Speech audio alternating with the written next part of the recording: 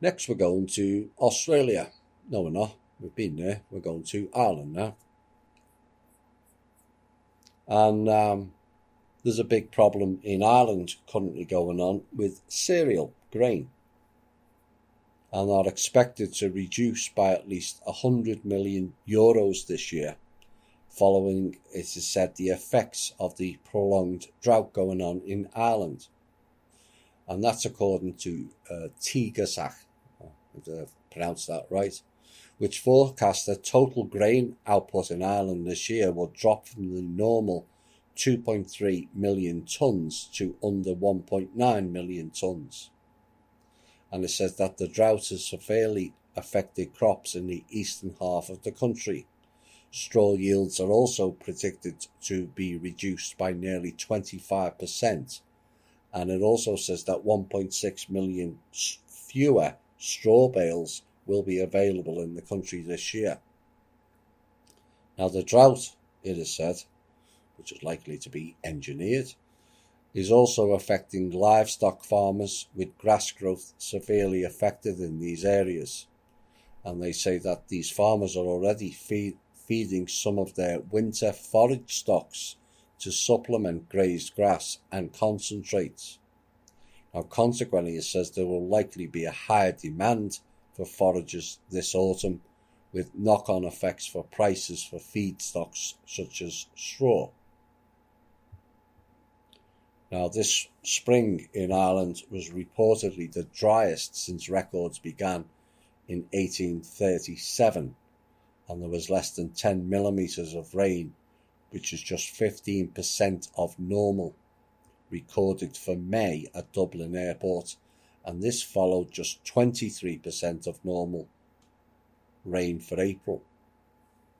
And Michael Hennessy of the Crops Knowledge Transfer said that the drought had hit at least 1 month earlier than in 2018, and this affected crop growth much earlier in the plant's growth cycle, thereby reducing the yield much earlier in the season.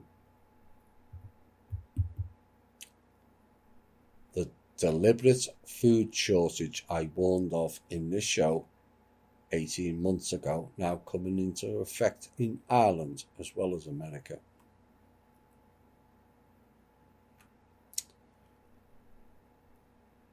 Into America we go.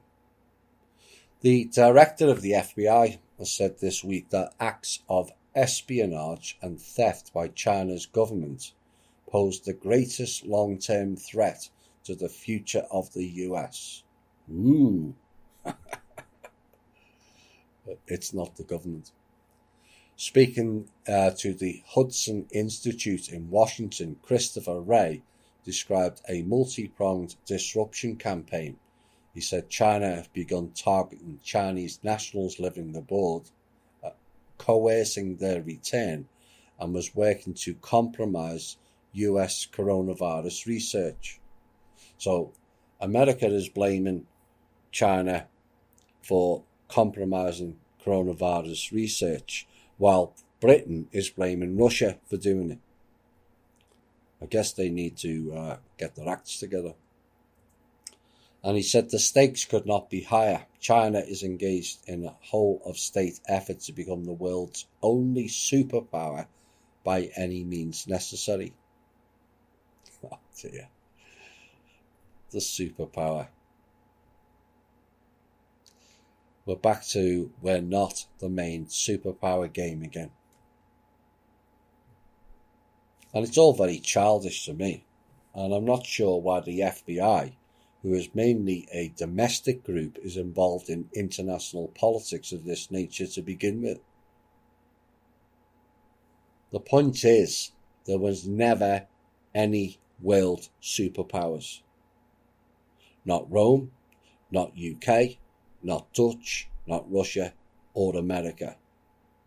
Only hidden dark forces playing those countries and their people against one another. That is the reality.